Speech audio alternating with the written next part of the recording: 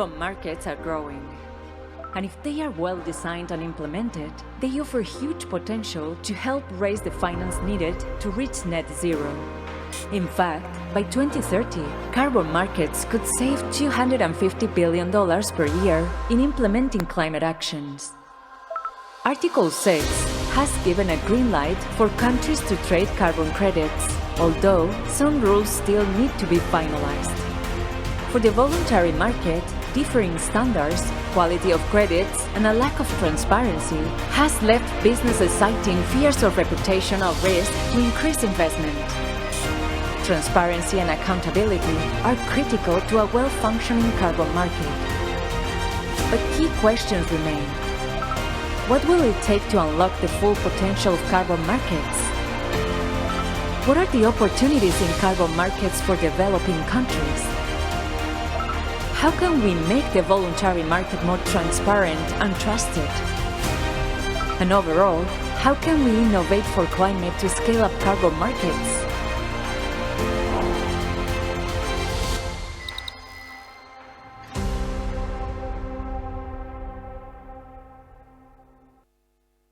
Please welcome to the stage your host for Innovative for Climate, Communications Lead Sustainable Development at the World Bank, Miriam Gray.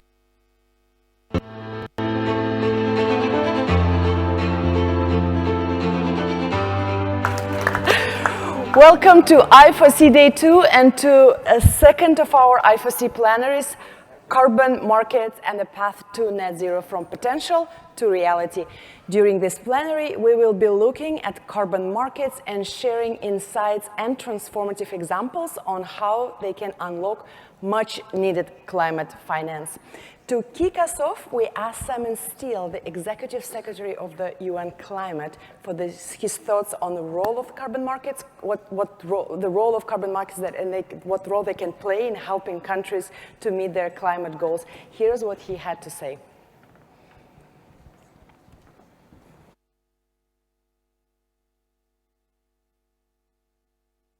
Dear colleagues, thank you for this opportunity to share with you my perspective on how carbon markets can help us reach net zero and keep the world on track to limiting warming to 1.5 degrees C.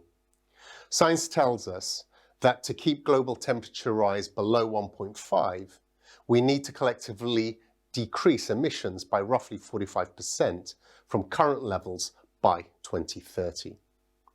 And by 2050, we need to achieve net zero. We can only afford a small fraction of further man-made emissions, and we need these to be fully balanced by the same amount of carbon dioxide being removed from the atmosphere. But current climate pledges put forward by countries are far from enough to limit warming to 1.5. We have a double challenge: increase ambition and turn that increased ambition into tangible action as soon as possible. We must go beyond current climate pledges. At the Global Stocktake, we'll review our pledges and implementation. The response to this stocktake must be a transformational acceleration in ambition and action to get us on track for 1.5. States and non-state actors alike must revise pledges based on the best available science and focus on cutting their own emissions and implementing them. Everyone must do more. And a good starting point is to internalize the cost of emissions through carbon pricing. Furthermore, as the report from the UN high-level expert group on the net zero emissions commitments on non-state entities tells us, these pledges need to be credible, time-bound, fair, with regard to ambition, and lead to transparent, regular reporting. And actions in particular, stopping investment in fossil fuels, should match these pledges. The UNFCCC Secretariat has a mandate to ensure that voluntary initiatives are accountable. Carbon markets have an important role in reaching net zero by 2050 by supplementing emission cuts by state and non-state actors. Carbon markets are one avenue to raise ambition without raising costs and delivering concrete action quickly. Carbon markets can help deliver major cuts in emissions by 2030, going beyond current climate pledges by parties. And markets to remove CO2 are set to play an essential role in balancing remaining emissions by 2050. We need both emission avoidance and removals, and we need them at unprecedented scale. Effective markets require strong and robust supply and ambitious demand driven by bold commitments. Indeed, markets can provide flexibility to achieve more ambitious targets. Carbon markets can channel mitigation finance where it can have the most cost-effective impact. Studies suggest markets could save $250 billion annually in the cost of climate action. Already, 35 parties are engaging in collaborative climate action under Article 6 of the Paris Agreement, before the full infrastructure is in place. Markets must be trusted by governments, businesses, and civil society. This requires a high level of environmental integrity and transparency based on strong principles, robust interpretation, implementation, and oversight. We also need ease of access to catalyze and maximize participation.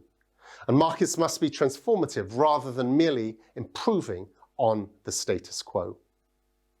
Markets are not an alternative to deeper emission reductions by all actors, but they have a huge potential to help us meet the Paris goals. Thank you again for your attention.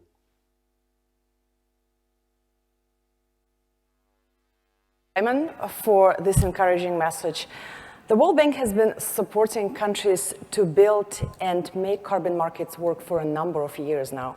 Most recently, we also launched a major new initiative, the Scale Trust Fund, which connects the climate finance and carbon markets agendas while aiming to ensure that communities are rewarded for their efforts in reducing emissions. To help us understand better what it will take to get carbon markets to the next level, let's kick off today's plenary. Please welcome our moderator, practice manager of the Climate Finance and Economics Unit in the World Bank's Climate Change team, Hania Dawood.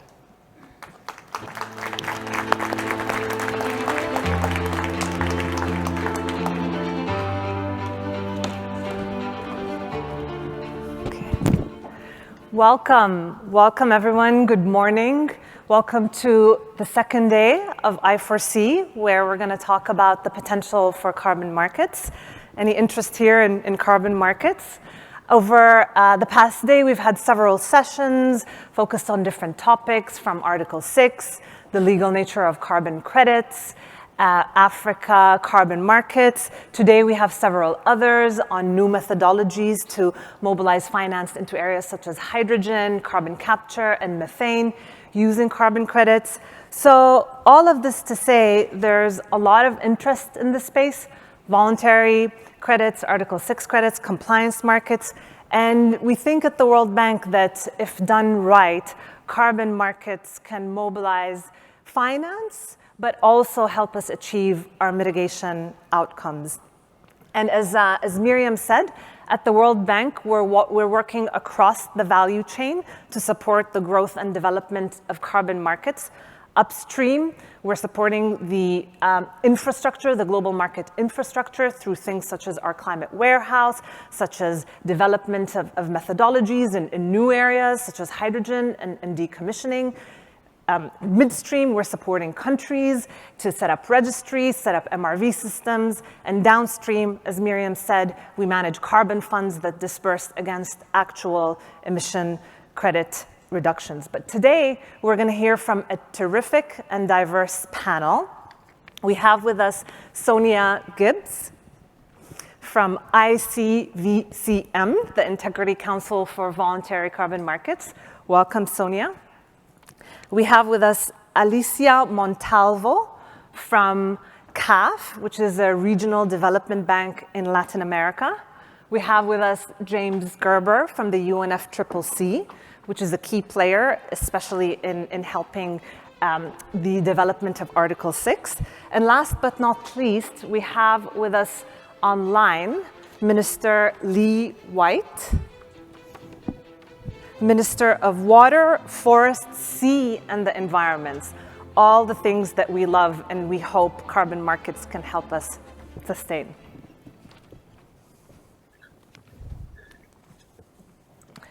Do we have Mr. White on the line? I'm here. Hi. Hi, Minister White. Thank you for being with us today. So we'd like to start with you. So it's widely known that Gabon is a net absorber of carbon. What needs to happen to unlock the potential of carbon, of Gabon as a carbon sink? Goodness, I think the potential is already unlocked in the sense that we, over the last 5 decades, we've through a series of policy decisions, creation of agencies, laws, and so on, we've maintained our deforestation below 0.1%, actually below 0.05% mostly. We net absorb just over 100 million tons of CO2 every year, so we're one of the most carbon positive countries on Earth. The big question is, how do we maintain this into the future? We've committed in our second NDC to remain carbon neutral forever, basically, so carbon neutral beyond 2050, and subject to appropriate markets or results-based payments to try and maintain and even increase our net absorption of CO2. What needs to happen to monetize that? Sorry to interrupt. Well, you know, there are two. I think there are two phases. Let's call it pre-Glasgow, pre-implementation of the Paris Agreement. So, for rainforest countries, the REDD+ process that we negotiated from 2005 to 2015, and then have slowly been implementing, Gabon created 90 million tons of REDD+ results, which, in theory, under Article 5, should qualify for results-based payments. But having created those 90 million tons back in November last year, it's blaringly apparent that there are no results-based payments. So all of the rainforest countries of the world are gradually working through this process, and we're all going to hit the same brick wall as Gabon, that having performed, that there seems to be no reward for performing. So we need to resolve that, I think. And when I'm told by developed nations, maybe you should go see the voluntary markets, they might want some of your REDD+ results, that's not very satisfying. I think post Glasgow, so as we look forward to the ITMO world, we need to be very, very careful about integrity. We've seen lots of criticism of voluntary markets in the last few months. We need to avoid that criticism in the future. I'm thinking that we need something like a ratings agency that could address both sovereign carbon and voluntary carbon, and come up with an integrity and a quality index. I argue that as the most carbon positive country on Earth, our REDD+ credits, for every credit we create, we're actually absorbing net an additional 10 tons of CO2 out of the atmosphere. And since Copenhagen, we've absorbed 1.5 billion tons out of the atmosphere, but we seem to get no reward for that. And so that has to change. Thanks, Minister White. So can we get a little more specific? So what needs to happen? Who needs to do what for a country like Gabon to be able to monetize the fact that it's the world's largest global sink? We need to finalize our discussions about Article 6. We need to, from Gabon's perspective, recognize the countries that are net positive across their entire economies, like Gabon, Guyana, Bhutan, the Congo. There are multiple examples, and create a crediting system that recognizes net sequestration. I think for countries that have net sequestration into their forest sector, but which are not net positive across their entire economy, then there needs to be a similar but slightly different mechanism. And if we can do that, we can encourage the multiple countries that have slipped from being carbon positive 15 years ago when we started talking about REDD+ to being net carbon emitters today. We hopefully can bring that back, and through the the incredible efforts of countries like Indonesia that have just put, I think, over 400 million tons of REDD+ credits out there, with their ambition to become a net positive country in their forest sector. I think all of that needs to move forward quickly.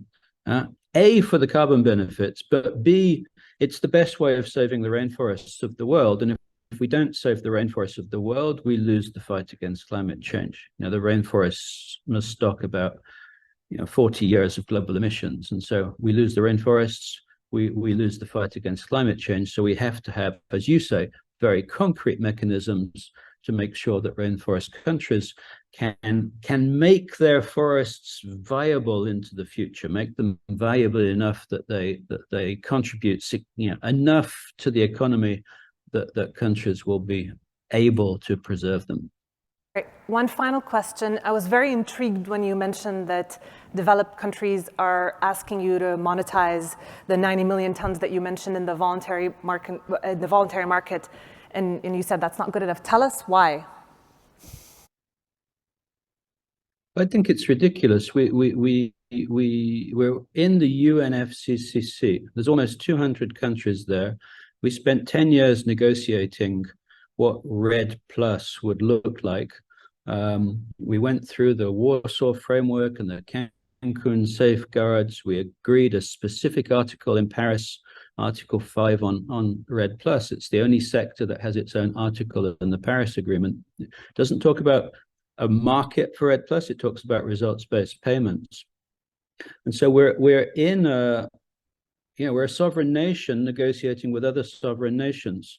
And so when we get to the end of the process and we're told, well, actually, no, we didn't mean it, there are no results-based payments, maybe you should go to the voluntary market, we're being told that the UNFCCC doesn't work. And I think Simon has to take a look at that and focus very clearly. UNFCCC has to be the place, even for the voluntary markets, where we bring everything together. If we can't nest voluntary markets underneath the sovereign credits, then we're going to forever be plagued by these problems of leakage and additionality and so on. And I just can't accept, as the minister of a sovereign nation, to be told, our multilateral process has failed, and maybe you might find some credits in the voluntary market. That has absolutely nothing to do with UNFCCC. There's no control of UNFCCC, and there's no link between the reporting to UNFCCC and the reporting on these voluntary markets. So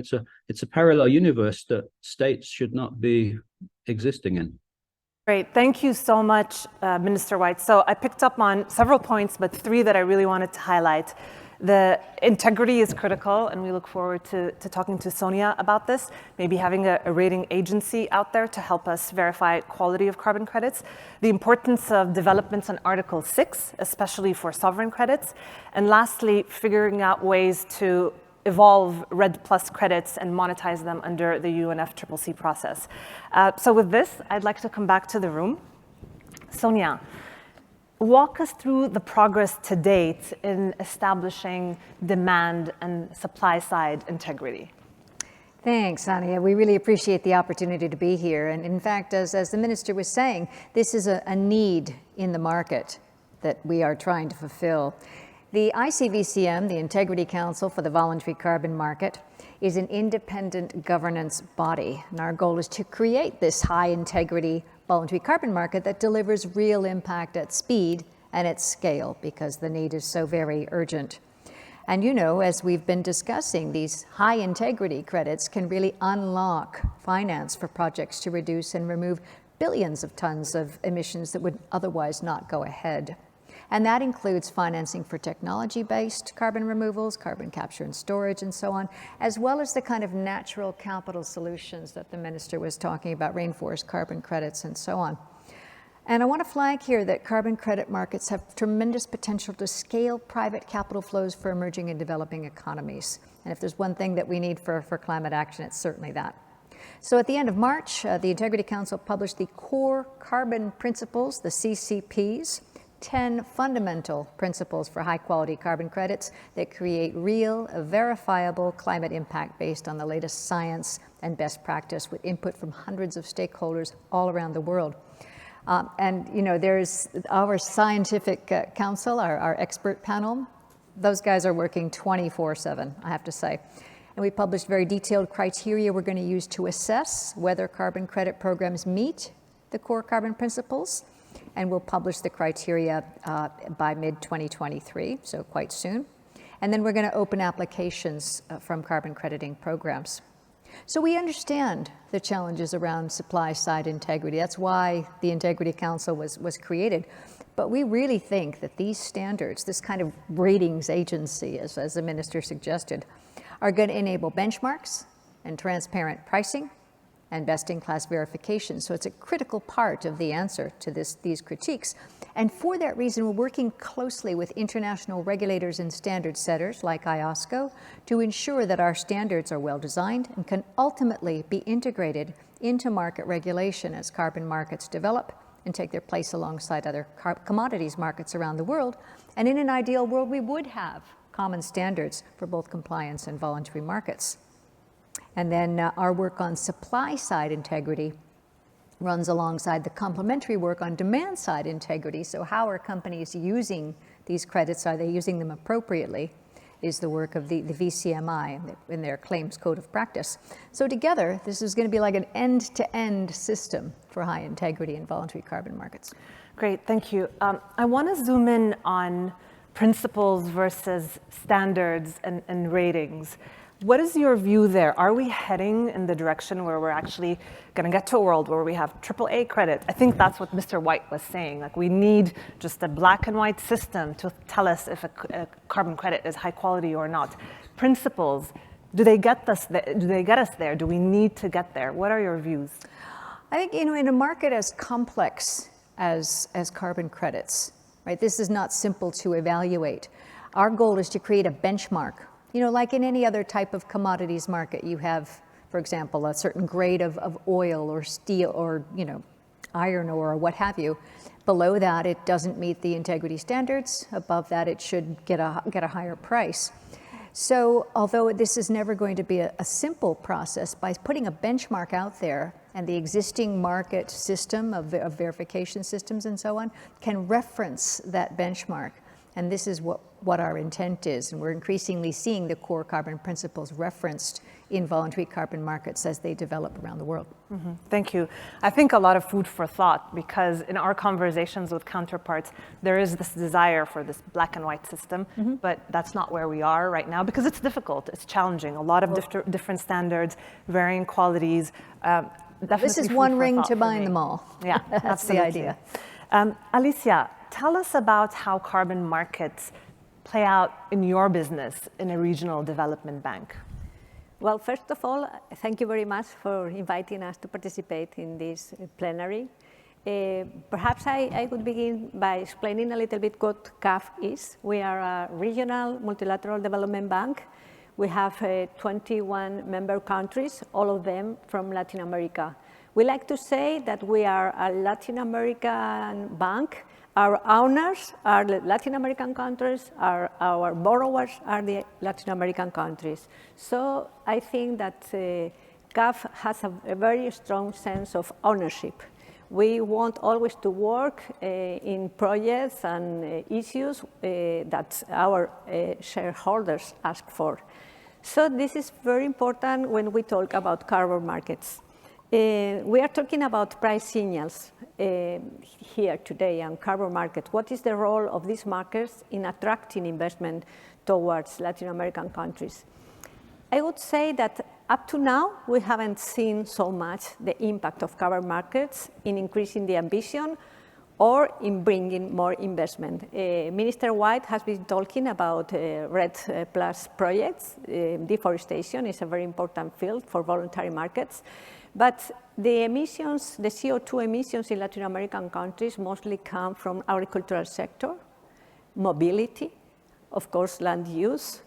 And we haven't seen so much projects linked to these emission reductions markets. So we think that it is needed an approach to carbon markets that has this point of view into account. Minister White stresses some issues, and Sonia too, the relevance of standards, the relevance of integrity. But price signals, there are taxes in some Latin American countries, carbon taxes, which are very relevant. But if you look at the prices of carbon in voluntary markets, the variety is very high. You can find credits for $5, $45. So what kind of signal are we looking for? We need a clear signal. And if you look at the price of carbon credits in the European trade system, $90. So why one CO2 ton has a different price in Europe or in Latin American countries is a CO2 ton.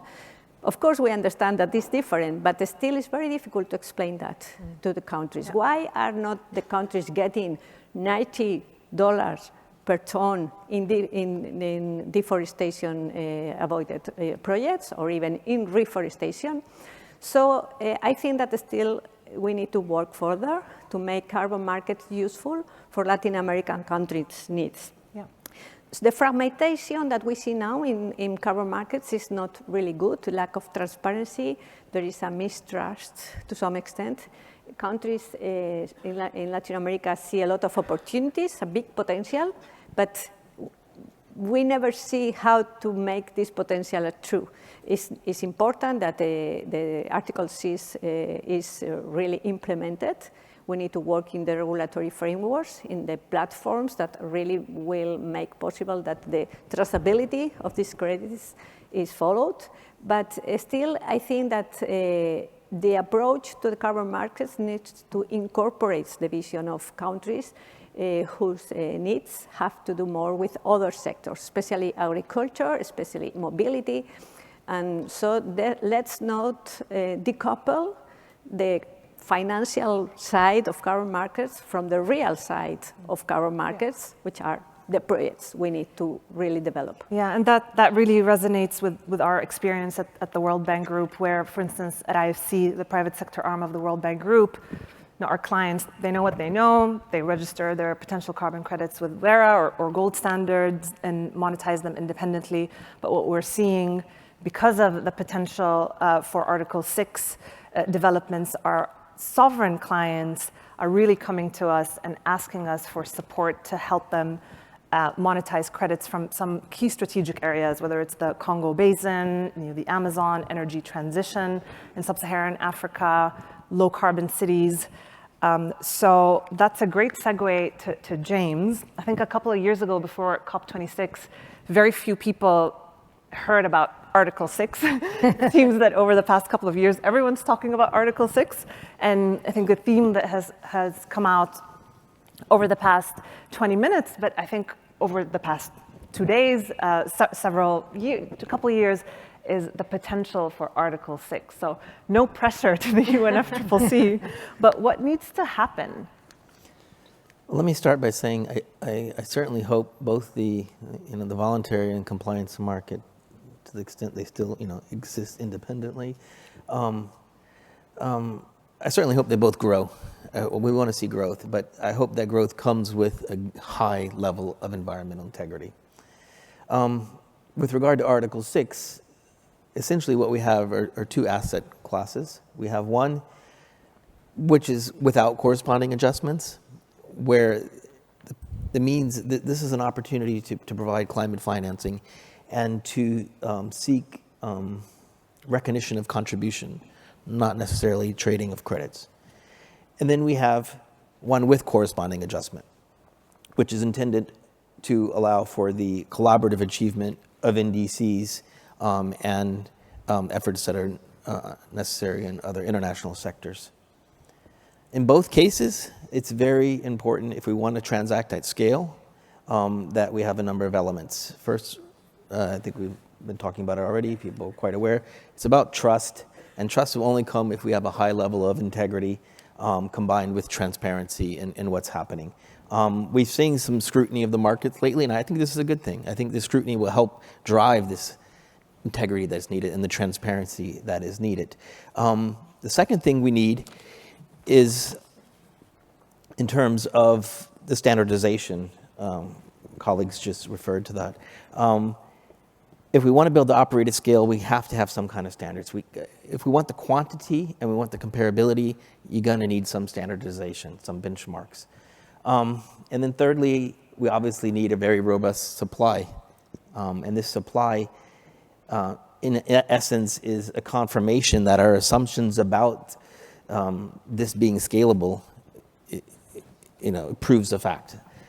So we need the efforts to do those things, but to do them with in mind that we need this at scale. But we also, it's not just the supply side, we also need the demand side, which has been spoken to as well as already. We need a firm demand.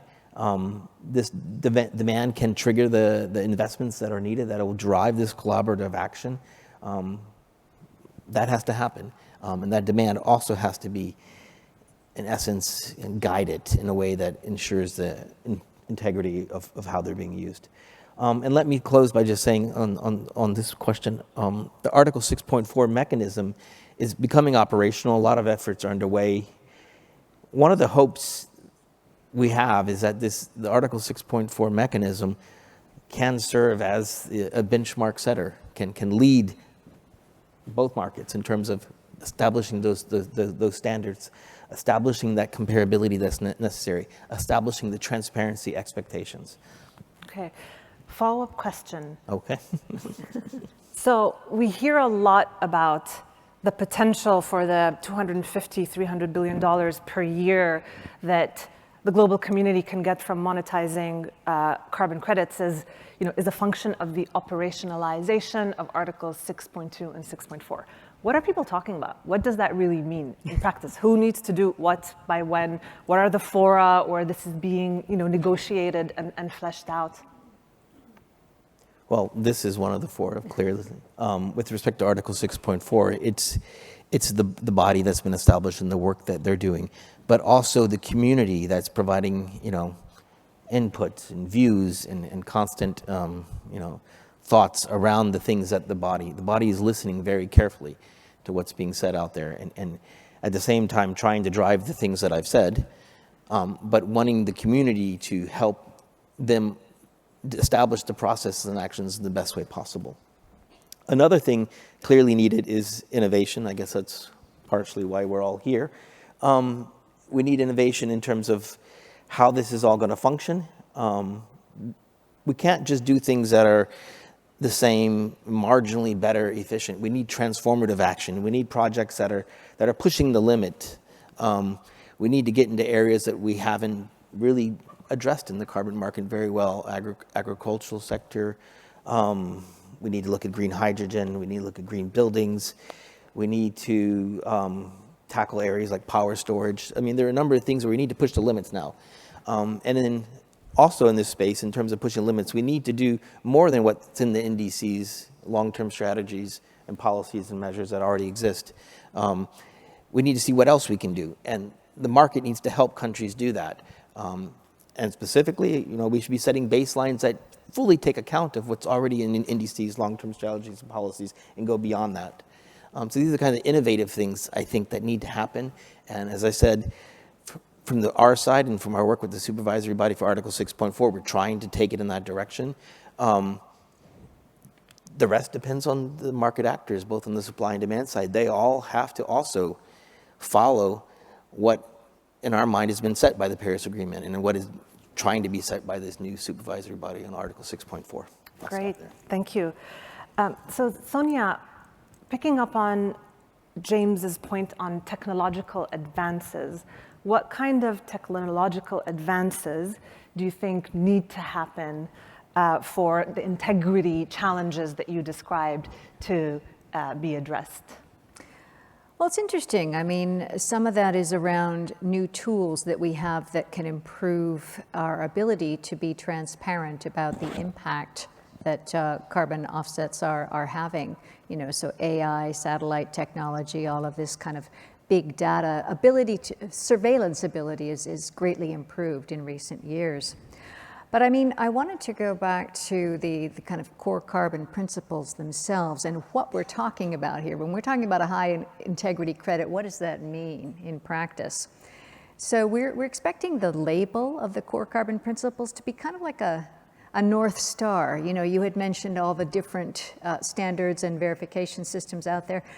Buyers should be able to understand high integrity carbon credits and access them no matter which carbon crediting program issues them, what kind of credits they are or where they were generated. That's the whole point. And you know, we were talking to a firm called Patch out in Silicon Valley, which runs sort of a marketplace for carbon credits. And they are so keen, and many other firms like theirs, to kind of have the core carbon principles there as a guidepost, like a rating system, as you would find in Amazon, you know, customer ratings. And that's what we intend to provide. So there are 10 fundamental principles. I'm not going to go into detail here, but they've got to make a genuine impact, these carbon credits. Emissions reductions or removals have to be permanent, they have to be measured accurately, and to your point about, you know, how technology can help, measurement of impact is a really difficult and challenging thing, and that has to be done. They have to be measured conservatively, right? You can't sort of overestimate what a carbon credit or carbon offset can do and count it only once. They got to be additional. They've got to be generated by projects that wouldn't have gone ahead without the revenue from carbon credits. And you know, one issue that we tend to skirt around a lot is this issue of governance. And given that the great majority of carbon offsets are generated in emerging and developing economies that don't necessarily have the strongest of institutions, that have question marks around their governments, that, you know, the World Bank, I4C, CAF, others are helping improve this government, programs, carbon credit programs will have to share comprehensive information on projects and have their impact on emissions verified by independent experts and track each credit from issuance to retirement or cancellation. That's where things like, you know, tokenization of carbon credits can really come into play here. And finally, and I think this might be of particular interest for our audience here, for credits to be considered high integrity, the programs have to ensure that the projects have robust social and environmental safeguards that deliver positive sustainable development impacts, and they've got to support the transition to net zero. So it can be like a virtuous circle, right? If you have this sort of robust expectations for integrity around carbon credits, that also kind of feeds back into governance in a lot of these countries, and they can, you know, use that to improve the perception about integrity in their markets overall, which is going to support capital flows to emerging and developing economies. Yeah, certainly beyond just the quality of the carbon credit, development co-benefits is key. This is something that we're thinking about at the bank as well, and it is a really important point in time with technological developments around digital MRV systems, open source tools to help countries set up registries, you know, blockchain to assist with traceability.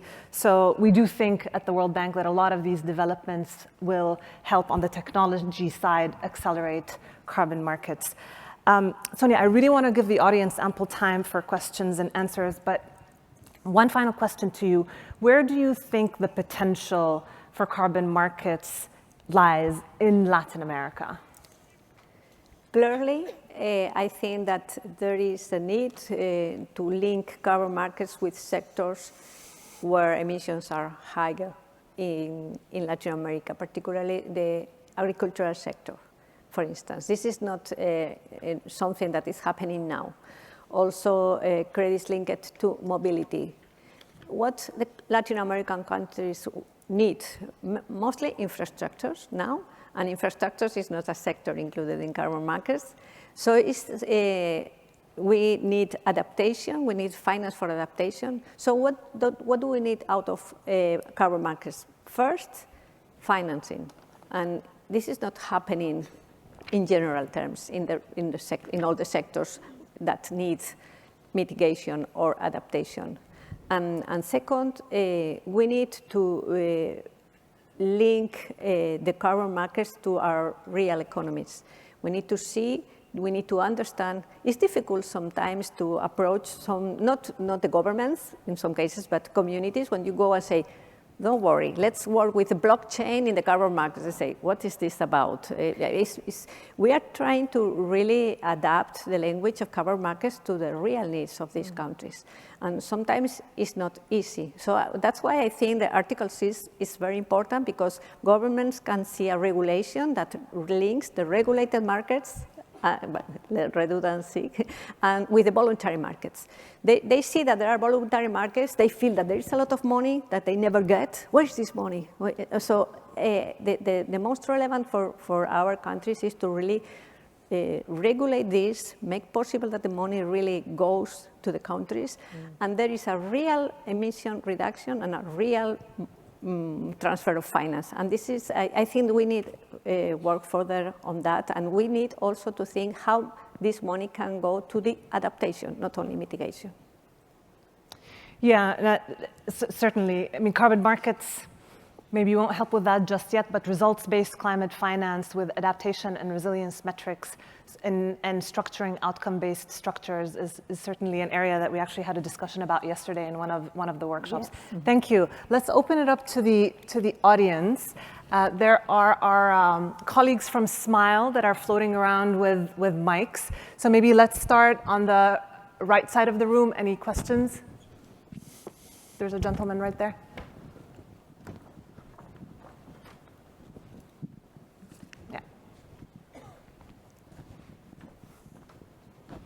Yes, thank you very much. Axel Michailova from Perspectives at the University of Zurich. I would have a question, well, to Lee White. I don't know whether he's still online or not. He's not, unfortunately. Okay, good. Then my question goes, well, I've posted that in the online system, but apparently it didn't work.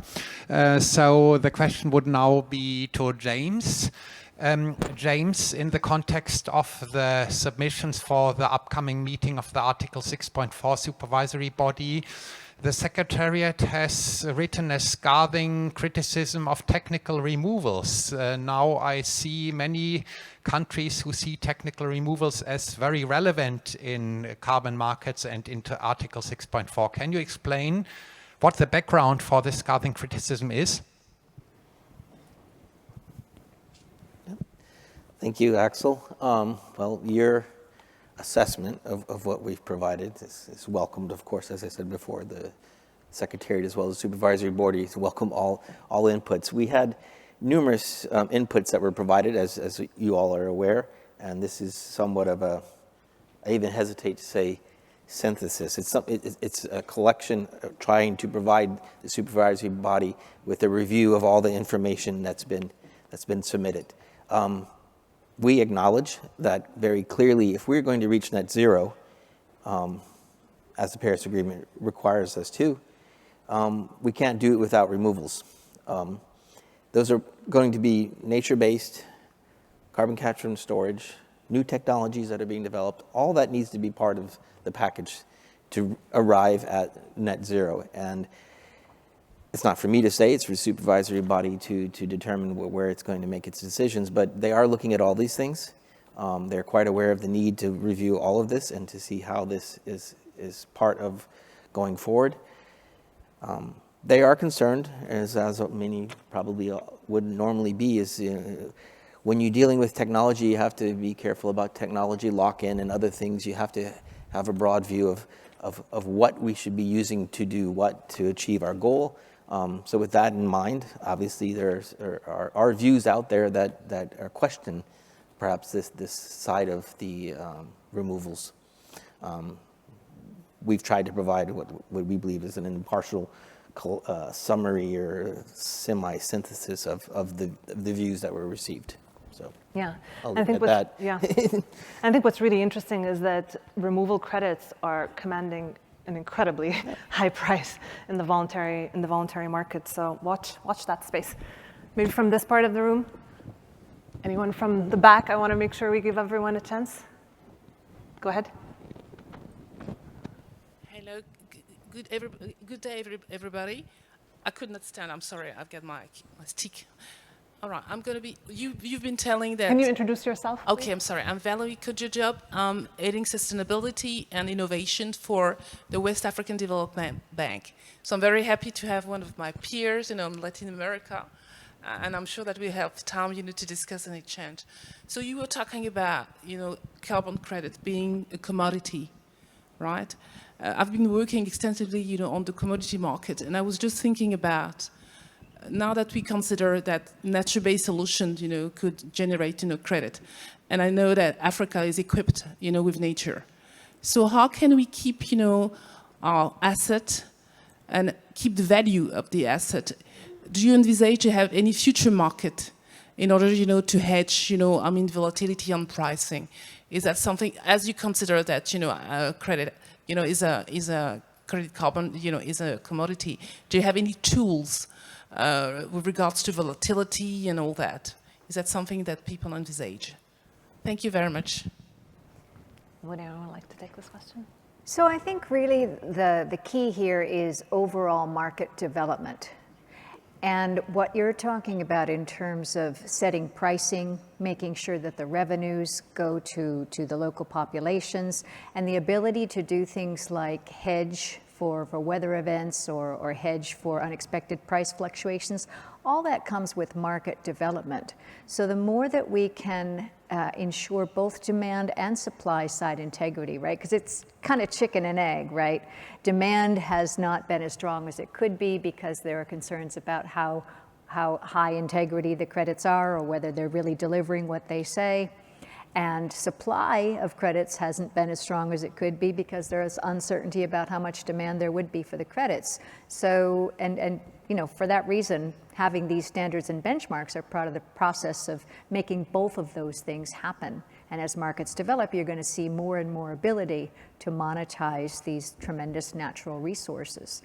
And there's so much potential here. So it's great to have conversations like this one that can help, move these markets along. Yes, thank you. Thank you for the question, and thank you for your answer, too. I think that in Latin American countries, we face a similar problem. And we think that we need to go towards beyond carbon-linked assets. It's important that we make a value out of forests, not only the carbon storage, but also many other environmental services that are not priced right now. And I think that we need to go a step further to really make possible that maybe in some years we will have one conference like this talking not only of carbon markets, but beyond carbon markets, something that really includes the whole value of nature. Yeah, certainly. And how Article 6 markets develop, how voluntary carbon markets develop, and how they interact and connect with Article 6 markets, and how ETS systems connect with the market. All of this will ultimately determine whether we have standardized contracts that allow us to structure instruments such as futures. Anyone from this side of the room? Over there in the back.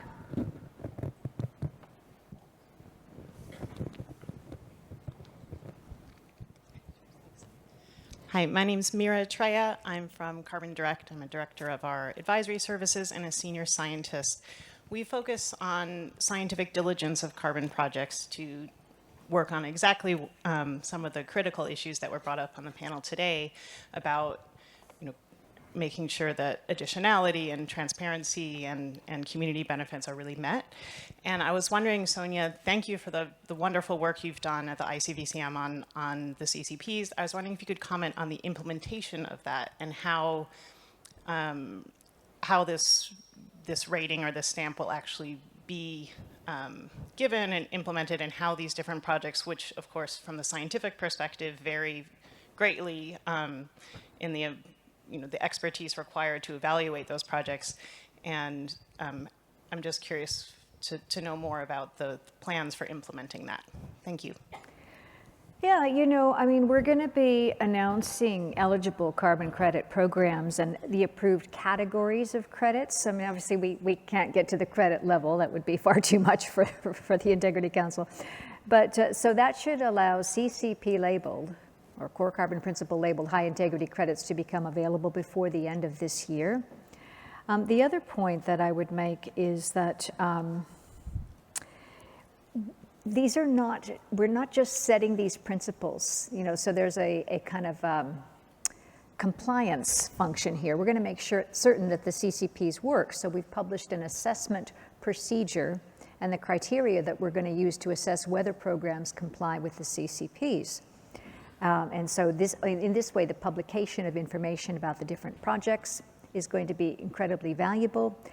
And importantly, you know, the Integrity Council is committed to improving the CCPs over time. This is a very dynamic market, right? To your point about how technology is changing, the way that we assess impact today will be very different than it will be next year or in 10 years' time. So the core carbon principles themselves are going to need to see continuous improvement, as it were.